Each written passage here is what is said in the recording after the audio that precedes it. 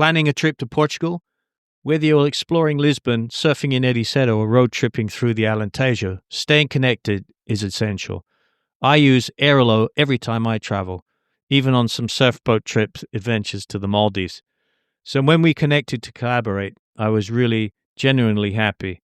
Airalo's eSIMs give you instant data the moment you land in a foreign country. No queues, no physical SIM cards, just seamless, reliable coverage. Travel smarter, stay connected, download Airalo before your next adventure. Follow this link in the show notes to get connected today.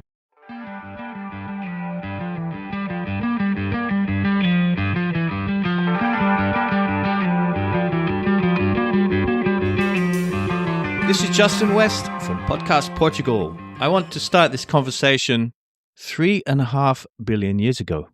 Bacteria is a fascinating thing. It's had an extraordinary amount of time to evolve, and to me, it's astonishing the power it actually has over human beings. I could almost say it controls who we are, the way we think, feel, and interact with the world around us. Listeners may be thinking, what the hell is this guy talking about? But studies that neurotransmitters like serotonin, are produced almost 90% is produced in the gut and influenced by our gut bacteria. That means our mood, our hormones, and our immune pathways are deeply connected to what's happening in our digestive system. Maria, what you do, Hello. what you do is literally genuinely fascinating to me. And incredibly important. I'm amazed that we eat, sort of what we eat, how it affects our gut is one of the most important global conversations that we could be having. And sort of from your perspective, as a gastroenterologist and dietitian, how much do you think the gut biome or gut microbiome really has over who we are physically and mentally?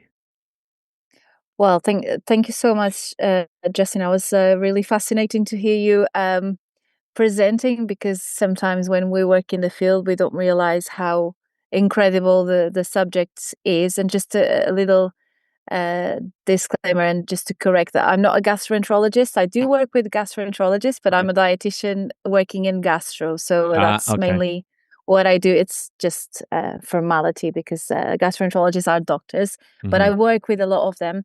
And going back to your question, so the way our gut connects with our brain almost directly, and we know, as research kind of grows in this area, we know more and more like the role of our gut function in our brain, ability to process thoughts, to manage our mental health and preventing other conditions, and vice versa. I think the way we feel, the way we are from a mental health perspective, but not only. Sometimes when putting the mental health aside and talking about cognitive function and all the elements that our brain controls, that in itself can affect gut function.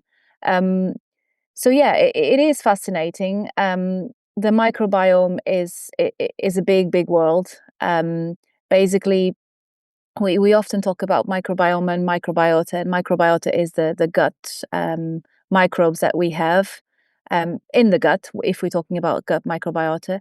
And they do a lot of cool things, and they seem to be very happy living in our bodies, and we just take advantage of that as well, because they indeed produce a lot of good stuff, loads of fatty acids that have a protective effect in our immune function. That's why we also relate that to our mental health. They produce some vitamins, like small amounts, but still significant and important to mention. So yeah, I mean, there's a lot more that we know these days, but there's still a lot to discover. And my role as a dietitian is to guide people through their diets in order to improve their symptoms and avoid some sort of disturbance in this gut microbiota and this great relationship that we have between the microbiota and our bodies.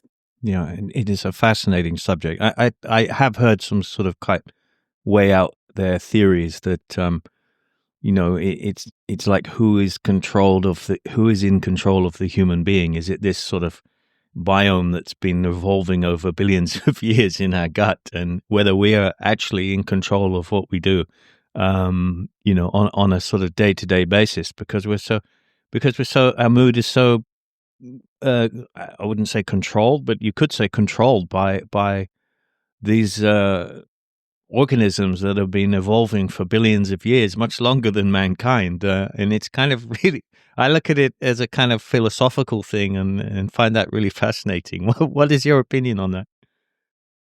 I think it definitely puts things into perspective, thinking that tiny organisms really can make such a huge difference in our mental health, but not only in our overall health. And I'm not a big fan of like splitting the mental and the physical health, because I think it's all connected. Um, but yeah, no, that they do have there's an element of your gut microbiome and your mental health. But I also like to highlight the fact that um, it's not just that, it's not only that. So we live in a very complex world with a lot of factors that influence the way we behave, the way we experience things, the way we feel. And I think although our guts and the microbiome really has an effect on that, I like to think there's a combination of different factors, like different ingredients that um, might turn into a specific cake. If you allow me to use this analogy, Yeah. I use a lot of analogies to explain this complex stuff.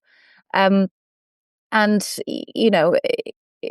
thing is, like, we don't know the ingredients so well, so we're in the process of knowing that. If you say, we can now categorize and know what's in your gut, and we can do certain tests that researchers often do for their work, but we can't exactly say what that will result in and what does exactly mean. So, for example, when we talk about probiotics, it's not the same as taking vitamins. So if I'm lacking vitamin B12, which is really good for our brain function as well, I can replace and take a supplement. It's not exactly like that with the gut microbiome. But you're completely right. Like, these tiny organisms really affect the way we live. And I think we certainly wouldn't be alive if we didn't have a microbiota, because that really protects us from the other organisms that, when they are growing in large amounts, they can lead to conditions and problems and disease. So yeah, we do owe them a lot. Oh, it's fascinating. I mean, and I actually kind of want to approach that in two different ways. Like, the first way is, because it's so complex, and I'm not sure how many different forms of bacteria are in the gut, but much of it is not discovered. Is that correct? Um, and how that could affect different people as well, because you might have an imbalance of different gut bacteria. So, and then when you come to your profession as a dietitian, it's probably very useful to understand the individual's gut biome to then sort of direct a clinical type diet for helping them for whatever they need. Is that sort of, is that something? Well, yeah, in a sense, yes, because knowing what's inside in our guts, it does help to guide recommendations. But equally, those tests aren't so. Um, it's not something that we routinely do, um, because it's not like the same of doing a blood test. However, the way we kind of assess whether somebody has an element of dysbiosis, which means that this microbes are not balanced, let's say, it's often through symptoms. Mm. Um, and that's still very much that is valuable, because we do know that our gut microbiota needs to be, what we consider a healthy gut microbiota is diverse. So we want different bugs living there in this harmony, if you want to say. And for that to happen, we also need to have a balance, and we need to aim for variety in our diet, so then we can get lots of different fibers and ferment to different substracts that they use for multiple things in our organism. We do know that the composition of our gut bacteria, gut microbiota, because it's not just bacteria, we have some other microorganisms, does stay fairly stable, and it does not change dramatically over throughout your life. But sometimes when there's when somebody, for example, suffers from a gastroenteritis, we know there's a growing microorganism that shouldn't be there in that amount, and in that case we have a problem.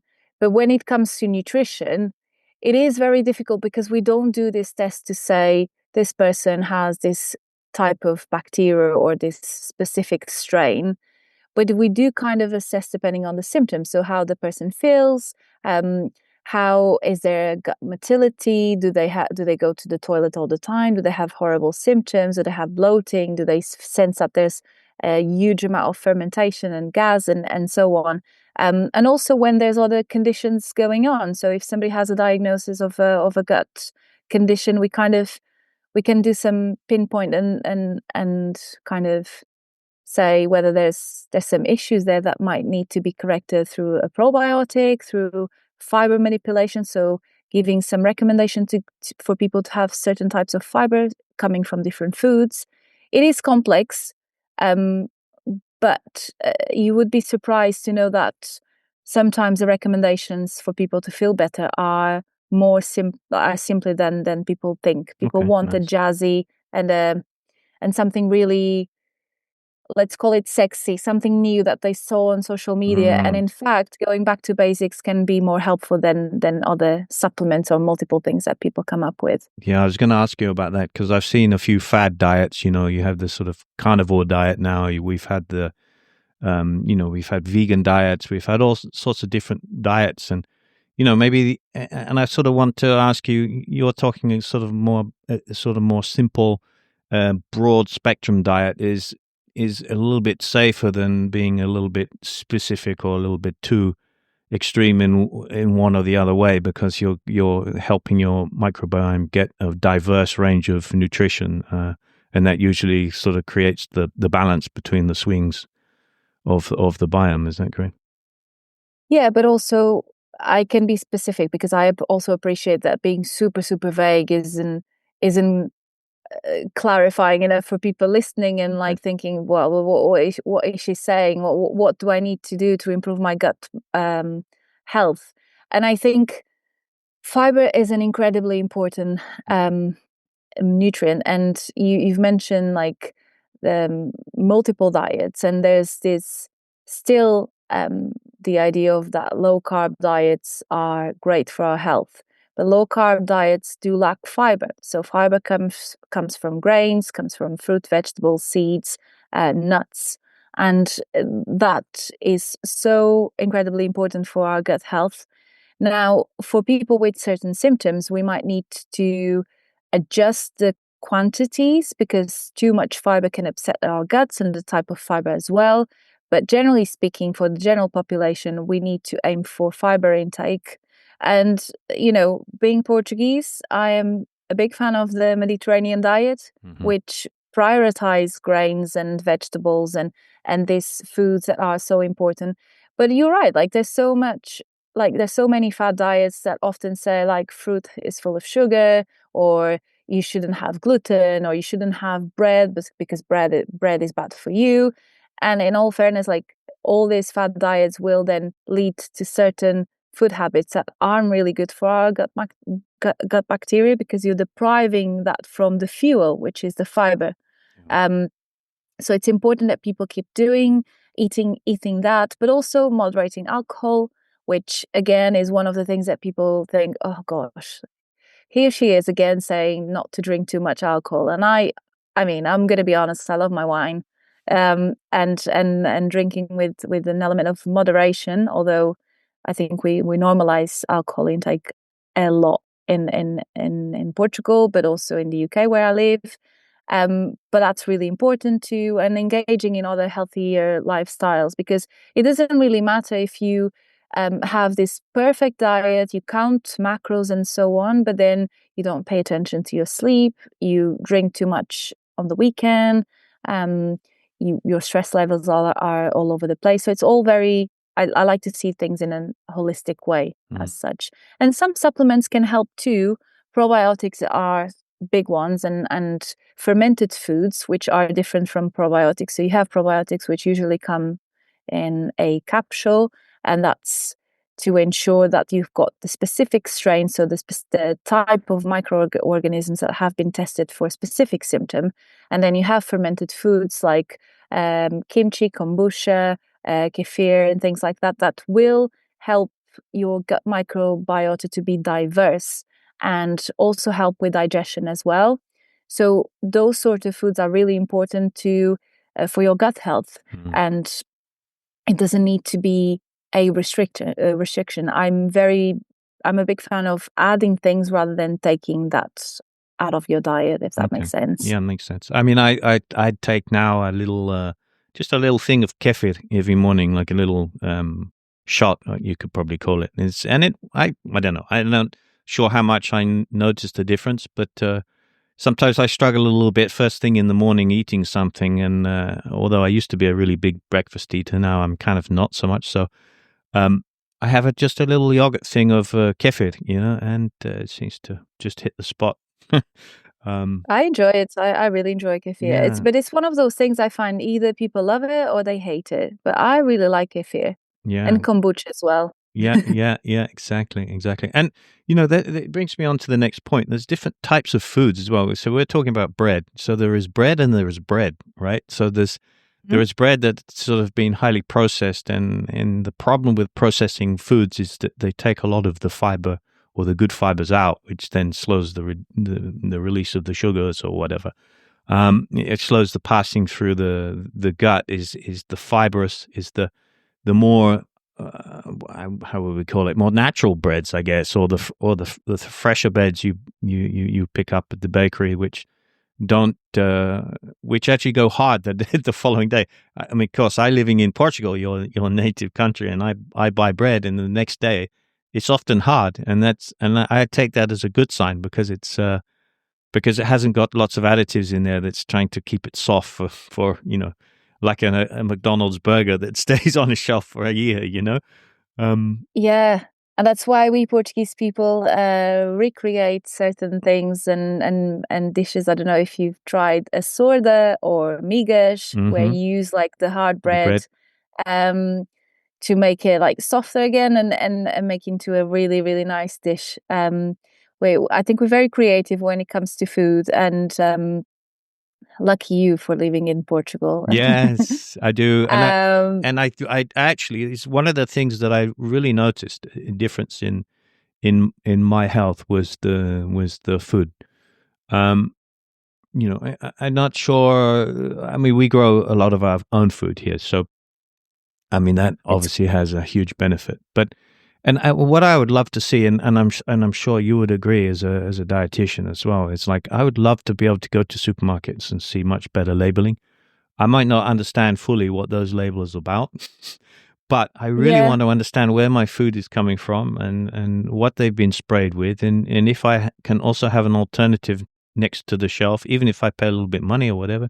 I'd like to have that choice. I'd like to have that understanding, or at least some written knowledge of what I'm putting into my body, because it affects the gut. I'm assuming anyway that if you're spraying foods, or if you have a lot of hormones in meats or whatever, that it's going to play a big effect on your gut biome. Am I along the right lines of thinking there, or is it more sort of like what I've seen on bro science? There's different.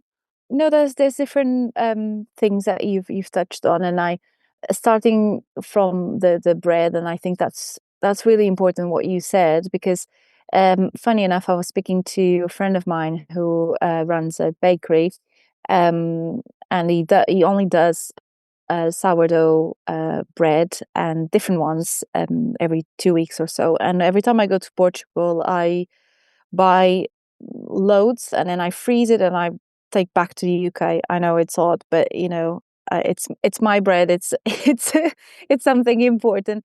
And we were talking about this and whether the problem was like the flour and the fact that it's the process or and we often forget that the yeast and the fermentation is not fully, I'm going to use the word respected in the sense that if you want to bake in large quantities, you need to make it efficient and quick. So you will need the fermentation period, which allows the bread and the dough to grow, will be a lot shorter. And that really affects the quality of the bread because you still have like the flour is almost in the early stages. It didn't kind of and the yeast hasn't fermented enough to create those nice properties that the sourdough bread has, and the fact that it's much easier to digest. But equally, the flour quality isn't the same these days. And you're absolutely right. So when you have a bread or like products that you need to put in a packet and then leave it on the shelf for people to buy it and stay there for a longer period of time, surely you need to add extra ingredients to make sure that the bread looks nice and fresh and stays in the shelf for people to get it in a wider time frame. So I also like to say that I'm speaking from a place of privilege, that I can afford like fresh bread, but for some people convenience is really important, and having bread that is more processed can be a good thing. But generally speaking, I think we need to aim for fresh bread, especially from local bakeries. Sourdough is really good because, again, it takes a lot more time to ferment.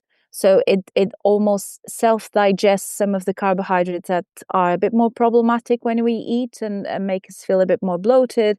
And it has a really nice flavor as well, in my opinion. And the second point that you touched on, labels, it is interesting because I don't know whether you speak Portuguese and you can read the labels, and I think there's that element. But on reflection, and whilst you were talking and saying that, it made me think that sometimes the healthiest or more nutritious products are the ones that don't even have a label. Like you go to a bakery, it doesn't come, the bread doesn't come with a label. If you go to like a local fruit and vegetable shop and they put it in a bag, obviously that comes with other consequences because food labeling is important, and it is also regulated by the European Union, and we have to follow like strict guidance. But yeah, I think the less processed the better. So, and I think generally speaking, and it's something that I tell people in my clinics, is if you have a long ingredient list and if you can't really understand what is written there, it's usually maybe we can aim for something that has a shorter list of ingredients. But that's not so straightforward as saying that something with a long list is unhealthy, because sometimes you've got ascorbic acid, which is vitamin C, and it's just used to kind of make sure that, for example, tomato paste doesn't get like a weird taste, and it's just like to kind of balance the taste a little bit from a food technology point of view. And you've also mentioned about hormones in meat and also dairy products. The good thing about living in Europe, in my opinion, is the fact that European Union is so strict with food law, and I think it's one of the things that I don't worry so much about when living in Portugal, because everything so regulated, and everything that is sold on the shops and supermarkets has been through like a big process of making sure things are okay to be delivered to the consumer. I don't think it's always like that in other countries and other places outside of Europe. In the UK, for example, I know that after Brexit, it's still based on EU law in some extent, but I do feel a lot more. I don't know, maybe it's a psychological thing, but when I go to Portugal and buy meat and fish and stuff, I always feel a bit more like, okay, it's all like nice, and I might not have like food poisoning from this. Yeah, I But agree with you. that's I mean, just my perception. I agree with you. I mean that's point part. Even just the simplest thing about sort of the country of origin of the product that you want to buy, and I feel sometimes it's the supermarket's responsibility to explain to the consumer, and it could be a big advantage for them because if they're selling a high level of a high quantity of produce from Portugal, I think people will be more attracted to buy Portuguese products as opposed to an off-season South African pear. That may, I'm not saying anything bad about South African pears, but they may or may not go through the same rigorous EU standard process. I don't know if they need to also follow a particular certification if they have to be sold in Portuguese supermarkets. But Yeah. then you're So how do we know? Who's to say that product is not been sprayed and not been declared? I'm so glad you asked it. I'm also so glad that I'm now taking up on a master's that includes food law, because Ah, if you great. asked this question 2 or 3 months ago, I don't think I would be able to answer, because food law is like a different discipline, like a different subject Hmm. in it within nutrition. But anything that is sold in the European area needs to follow strict guidance and regulation. So even if that food comes from America, Asia, or whatever, we need to follow the same principles, and it's the reason why for certain products that that come from different places, we'll have a like a sticker with the label that follows the EU regulation. Okay. So with the fact that having fruit from other countries, um, I think in a way that is great, because it is the possibility to access other things. Um, but we aim to have the seasonal foods, and that's something that is also promoted in the Mediterranean diet. And I think that's why it's a lifestyle, isn't it? Mm. Because um, if you are buying from like your local shops, you are promoting the local economy. You also making sure that those foods are growing almost kind of naturally and according to nature rules. And also in terms of sustainability, and making sure that your carbon footprint isn't so uh, big, because importing things and buying from other countries really requires traveling and loads of other things that do affect the environment, Hmm. directly or not. Um, And also, I'm so yeah, assuming as well, like this a product that has to travel and has been, traveling for a long time. I'm assuming. I'm not sure if I have the science right, but I know that if you yeah, pick a it carrot does lose a and little you bit eat it, of yeah, quality, yeah, you lose the and also it vitamin does content. taste differently. Hmm. I Hmm. think, I think as well, like although well, sometimes we have to add certain things to make sure that the fruit is still like fresh, but again, like it's all according to like strict guidance and guidelines and stuff.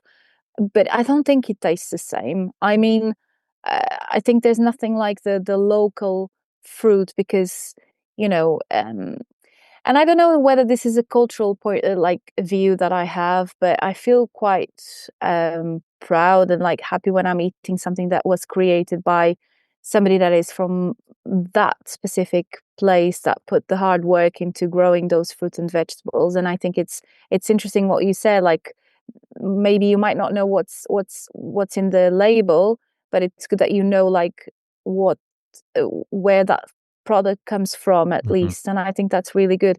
Equally, I have to say cooking is so important, and we started off saying about the gut microbiota, and I think it's important to say that we know that processed foods or ultra processed foods, because you can have a yogurt is a processed food because there's a level of process, you had to process some elements of the ingredients to make up a yogurt. But there's a difference between a yogurt and, for example, that bread, that loaf that is in the on the shelf, or like or a ready meal, for example.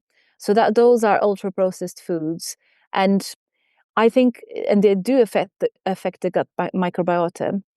And I think the reason why, I don't know if you ever noticed when you are in Portugal, you have like the frozen products, like the section, and you have some ready meals, but you have like one shelf or something like that with an odd bacalhau com natas, or or some croquettes. But if you go in the UK, for example, you have a whole aisle with ready meals, and I think that's because for some families it's affordable, and some don't have access to cooking facilities, and that's something that I'm so privileged that I have a fridge and everything to cook, but some families don't.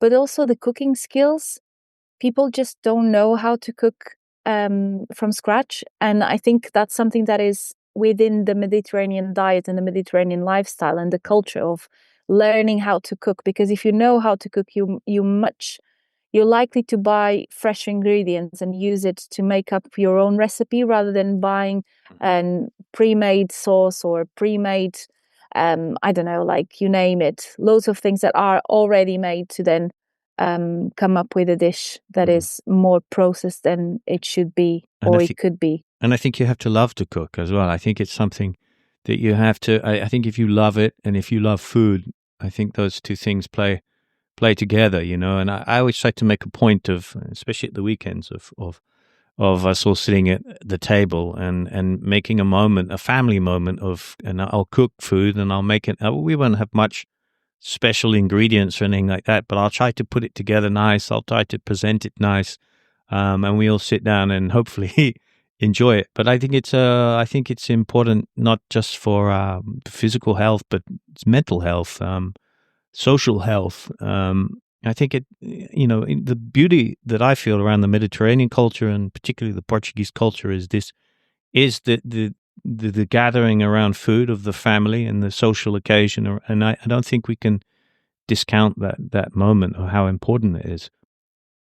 Yeah, it is. It is so crucial, and also it's probably the one time that you can actually sit down and have discuss and talk about your day. And we're losing that with the fact that we get home late more and more often. But yeah, I think it's so important, and also not to forget that cooking for other people is almost an act of love and caring for others.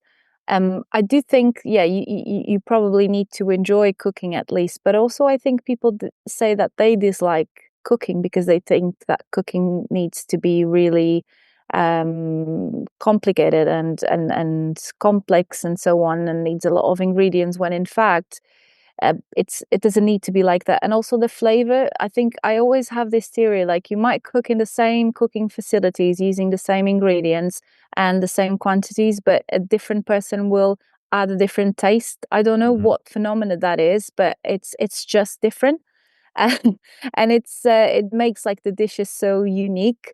I tried to replicate what my grandmother used to cook, but I just can't, and it's just like the human touch that makes it so different.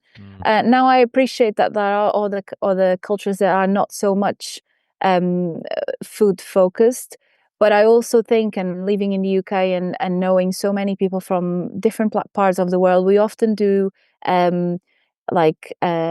theme dishes, or like nights where somebody comes and cooks, like a Mexican night or South African night. We had loads of braais over the over the summer, because and we might just, again, like going back, we might be outsourcing. We might buy ingredients that coming from another country in that specific occasion, but on the other hand, like you creating an opportunity to share your culture, and that moment in itself is so important for well-being and your health, and surely your gut health as well, because again, like the gut-brain axis, if you're unhappy, you're probably going to feel in your guts. Yeah.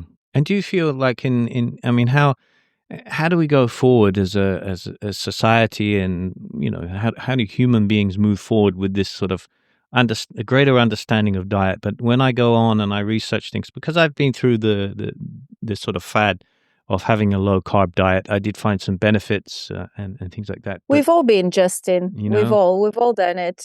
And how do we? One of the problems I have is that because there's so much media and there's so much noise out there, it's like, where do you find the truth? And I think it's not only just about nutrition and diet and what to eat. It's about physical education. It's about so many different things, and it's something like, we touched a little bit on there, sort of how important cooking is and how simple it could be. And I can remember at school we did a very small, very sort of unimportant class. It seemed in those days it wasn't given much importance. It was home economics, where we would cook some food and sort of understand about it. And do you think we should be, how do we move forward? Do you think we should be encouraging our schools and education ministers to sort of introduce cooking and home economics and understanding of nutrition into the school program, when we're an adult, where can we get the information? Where can we get the truth? Because it's so important. Yeah. It really is. And just a disclaimer as well, like I have nothing against people that follow specific diets. At the end of the day, I'm pro body autonomy. What I find is, like, again, like we might follow certain diets, and that's not based on an informed choice because we've been driving to a food myth or like an influencer or somebody that we saw on social media that told us that should be good for us. Really good question, and I'm going to try to be brief on that. So making sure that you know the sources, especially on social media. I think it's a great form and cheap way to get, it's actually free to get the information, but make sure that you know the person that is behind the information that you access to, whether that's a healthcare professional, whether they identify themselves and they are somebody that with that level of responsibility and credibility. I think in terms of moving forward, definitely schools play a major role, not only in education, but fighting the lack of access to food in children and families, because some children just don't have access to food at home or don't have the same availability, and that's really sad. So I think we can always move forward. We can only move forward as society if we break those inequalities and we make sure that people have equal access to food. So it's not only education, but also making sure people can afford food. And using your privilege to educate other people, like what you're doing now with your podcast, inviting somebody that hopefully knows something about nutrition and sharing some information is a good step. But also, like, when you see a friend that is following a fad diet or something that you already know that is misinformation, maybe pointing them out to the right sources and to a registered dietitian, for example. And there's loads of free resources out there for people to access online, even from the WHO or public health initiatives that do want to promote health literacy and food literacy to break those ideas that people have around food. And so definitely education and access to food equal way. And you've written a book. It's in Portuguese, right? So it's in Portuguese. So if I translate the title, it's going to be something really, really odd. It doesn't translate, but basically it's all about gut health and nutrition in a easy to digest way, hopefully. I've published a while ago, so might need some updating in some elements, which kind of reflects how dynamic science is. But I have a book and it's out there. It's called Intestino Descomplicado. It's sold in Portugal. What does that mean? Uncomplicated gut intestine? Okay. Something like uncomplicated gut. Which doesn't sound so well. This episode of Podcast Portugal is brought to you by Flow Sports. If you're into jiu-jitsu, wrestling, rugby, cycling, basketball, and many more sports, Flow Sports have you covered. Stream live events, watch exclusive behind-the-scenes content, and dive into a world of top-tier sports coverage, all on one app. Don't miss a moment. Tap the link in the show notes to start watching with Flow Sports today. To Maria, it's been a really great conversation, and I think you're an amazing resource for people to really look at how they can improve what they eat, and to actually get sort of proper information of diet and a good balanced diet. And we hear it all the time, like it's so important to have a balanced diet, but a lot of the time we're fighting against a lot of bro science, you could call it, a lot of fad diets, a lot of people sort of making money from supplements. And I like your philosophy that it can be a lot more simple than that, and it's just simply going back to the sort of almost your roots of well-cooked food, fresh local food, cooked simply, and and a balanced degree of nutrition. You don't need to give up bread. That's one thing I'm taking from this podcast, which I'm very, very happy about, because I do like to eat occasionally. The bread here in Portugal is beautiful, and I'm sort of, this sort of low carb diet where you have to give up bread. I can understand it sometimes with spaghetti, but with the Portuguese bread, I'm just like, I can't see how, for thousands of years people have been eating bread. So there must be something more to it. There's always a little bit more detail, and there's always a little bit more education, isn't there? Yeah, and I think, bread is so good. It's just, and life is so short as well. Yeah. Bread is good and life is short, I'd say. Yeah. Thanks for your kind words about my work. And sometimes going back to the simple things isn't that easy, and sometimes it requires help. So I'm always happy to have people even to explain, going back to basics and things like that. And sometimes things are complex and need a bit of more adjustments. But yeah, so I'm currently living in the UK, but I do have a platform on Instagram called Em Maria. Yeah. So it's EMBA. Well, you can leave on the show notes. Yeah, I'd I'll say. leave that in the show notes. You also started a podcast. That's correct, right? It's in Yeah, Portuguese at the moment, but yeah, well, it's got the same. I mean, it's on hold at the moment. There are Okay. some episodes in English. Yeah. It's got the same name in Bang Maria, but Great. it will be back again soon. Nice. And the other thing I was going to say, I run a clinic, obviously face to face in the UK, but I also run online, and it's the Okay, Flowin perfect. Clinic. It's got an Instagram page and website, and people can look up and book an appointment if they wish, or get in touch. That would Great. be I'm really going to great. leave all those links in the show notes, and people can find out more about everything that you do. And yeah, it's interesting because I was going to ask you about the Flow Clinic, because I noticed it was .co.uk, and I was thinking, this is something that I read that people can also access remotely and online, so they can book a consultation with you, even if they're living in Portugal, which I think is very important.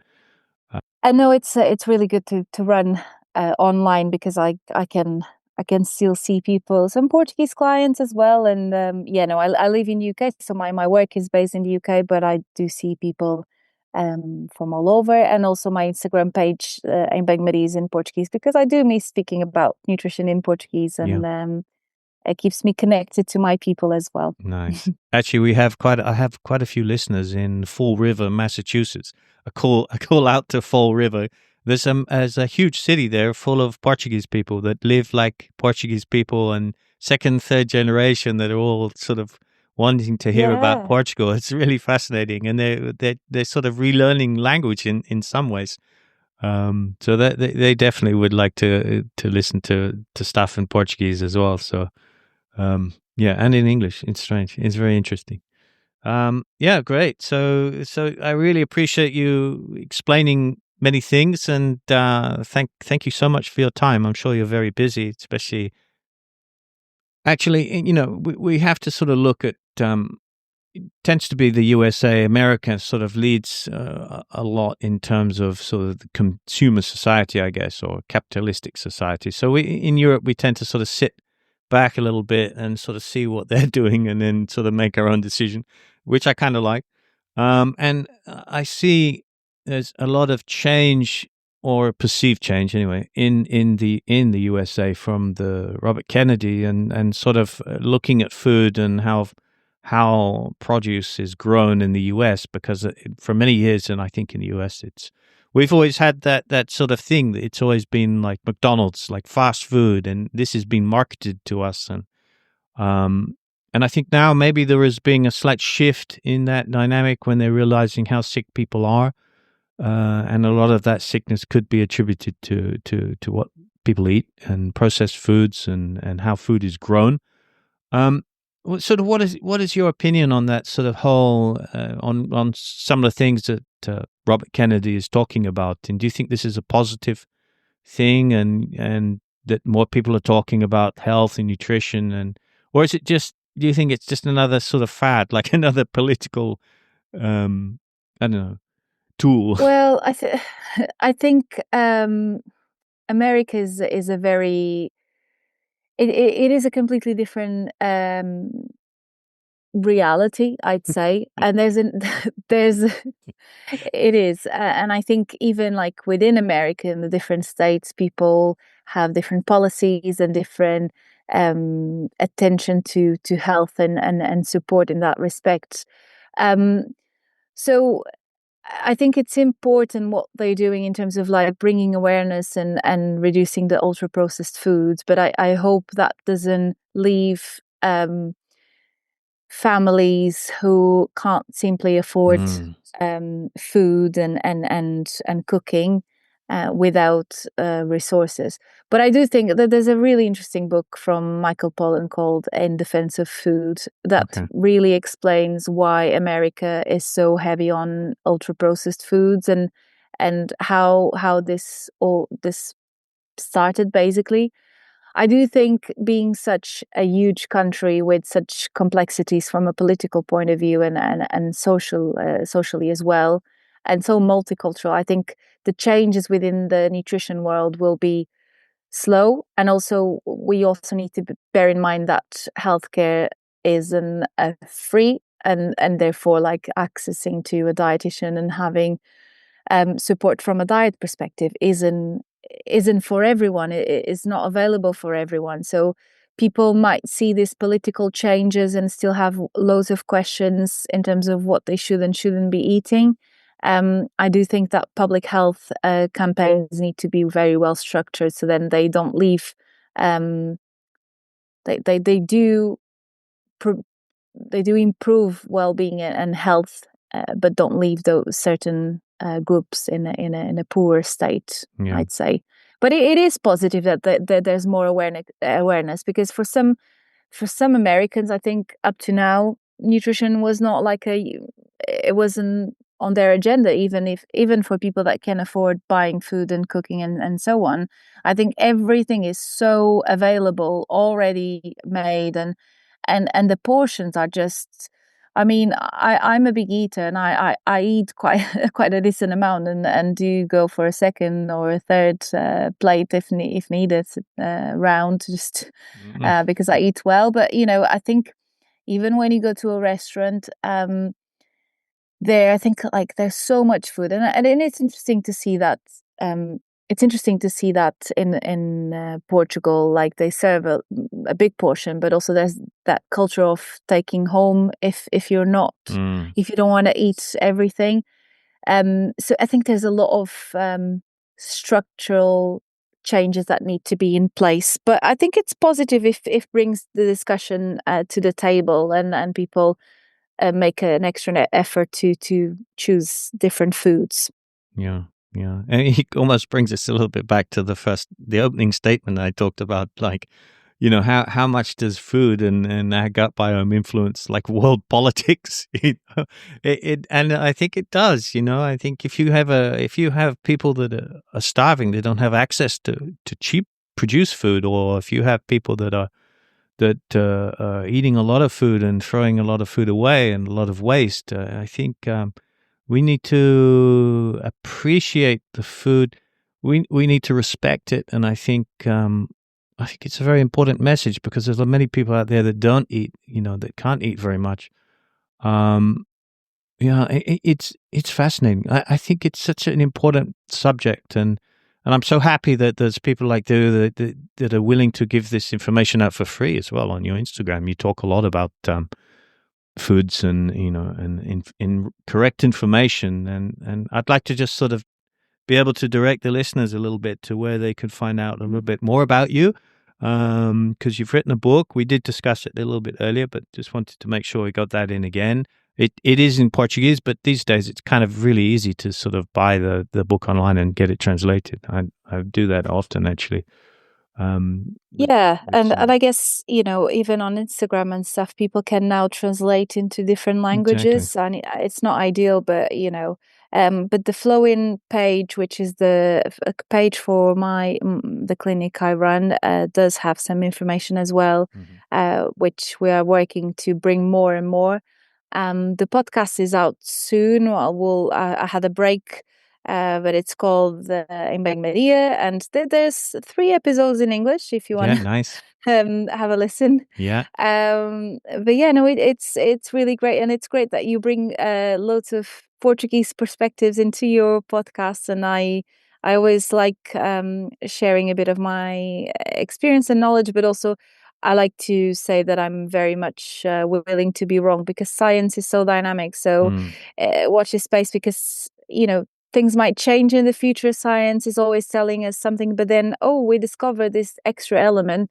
So it's good to keep up with the new evidence, and again, follow people that are in line with that dynamic that science brings, and updates people with easy to digest information, because science can be very complex, and we need to make it more accessible to everyone as well. Yeah. So thank you so much for inviting me over. It's been you're very welcome. So good. And I love your message of it being simple, because, they could prove scientifically that a carnivore diet in the long term is absolutely terrible for you, but you may get a lot of good benefits in 6 months. We just don't know. So I think that whole concept of having a balanced diet and to have it simple as well is a responsible message, and it's backed up by science. And I think sometimes we see a lot of these things online, like sort of bashing the sort of fundamental food recommendations of the NHS or whatever. But I kind of sort of feel like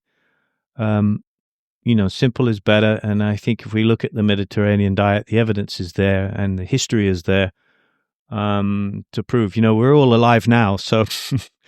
We've got to have been our ancestors have got to have been sort of eating fairly well, because we all survived. So I think, very interesting. And I think they probably survived in many ways a little bit healthier than many people today, eating a sort of modern, easy consumer diet, of sort of highly processed foods. Interesting. Absolutely. Well, Margarida, and so I also noticed you have a website, margaridabeja.com. Is that's also somewhere we can put a link to that? Or? Yeah. Well, that's always a subject, because in Portugal, I don't know if you ever noticed, but people have often 2 names, and they like to be called a second. Yeah. So my first name is Maria, and that's my professional name, and it's also easier for non-Portuguese speakers to say rather than Margarida. Yeah. And it's my name. But because most my family and friends know me as Margarida, I initially created my website, but as margaridabeja.com. So that's more like about the work I do outside of my clinic, and it's more related to the Embang Maria page, but it's also in English, so people can reach out and find out about what I do too. Great. Well, like I said before, I'm going to put all the different contacts, the Instagram, the clinic, and your website and your book. I could also put a link to the book, because I noticed there's a URL where people can go and buy it. And I'll put that in both on podcastportugal.com, where you can also listen to this podcast. And it'll also go out into the show notes on Spotify, Amazon Podcasts, Apple Podcasts, and YouTube Podcasts, I believe. Although I'm not sure on YouTube Podcasts they have the link. I'm not certain. But yeah, thank you. Thank you so much, Margarida Maria. Thank you so much, Justin. Thank you. Appreciate your time. If you want to stay on for a little bit longer, I just need to ask you a question about some images as well for the podcast cover art. Okay. This is Justin West from Podcast Portugal, saying a big thank you to Maria and signing out. If you haven't already switched to Revolut, now is the perfect time. I use Revolut Personal to manage my everyday money, spending, saving, sending across borders. You can hold over 30 currencies, transfer internationally at great rates, and even earn daily interest on your savings. It's smart, fast, and used by more than 60 million people worldwide. And if you run a business, Revolut has even more powerful solutions. Revolut Business gives you a global account built for growth, multi-currency accounts, team cards, spending controls, international transfers, and easy ways to get paid. It's streamlined, affordable, and designed to scale with your business. Here's the best part.